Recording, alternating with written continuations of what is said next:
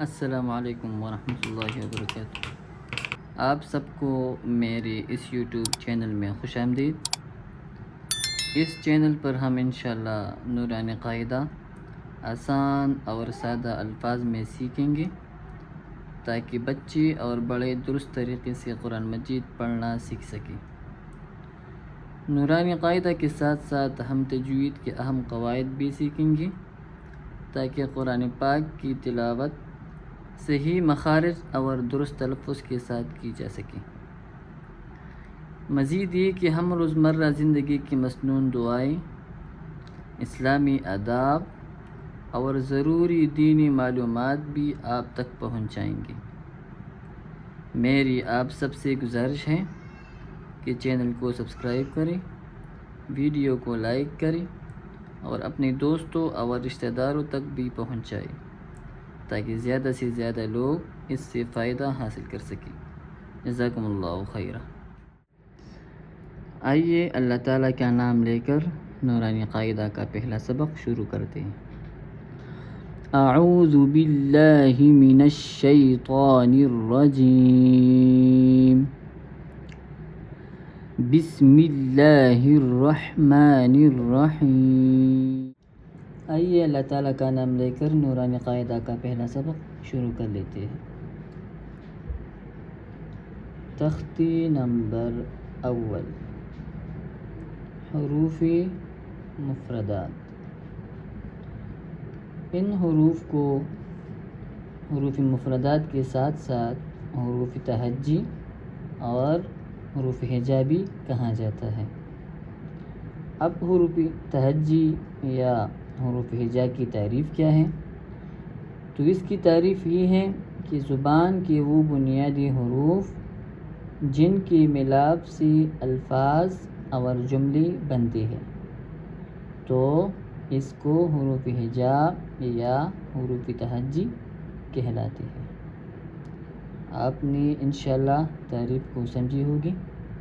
اب سبق کو شروع کر لیتے ہیں۔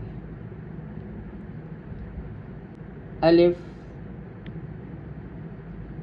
با،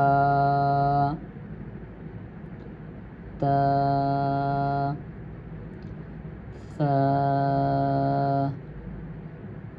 ان ثا میں سیٹی کی آواز نہیں آنی چاہیے۔ یہ زبان کی سریں جب دانتوں کے اوپر والے دانتوں کی سروں سے لگ جائے تو یہ وہاں سے ادا ہوتا ہے، تو اس میں سیٹی کی آواز نہیں آنی چاہیے۔ جیم، حا، خا۔ آپ اس میں دیکھ سکتے ہیں کہ جو سبز کلر والے الفاظ ہے تو اس کو پر پڑھنا ہے، مطلب بڑا پڑھنا ہے۔ خا،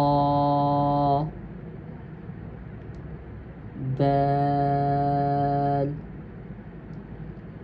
ذال، را۔ یہ بھی سبز ہے تو اس کو بھی پر پڑھنا ہے۔ را، زا، سین۔ اب اس سین میں جو ہے سیٹی کی آواز آنی چاہیے۔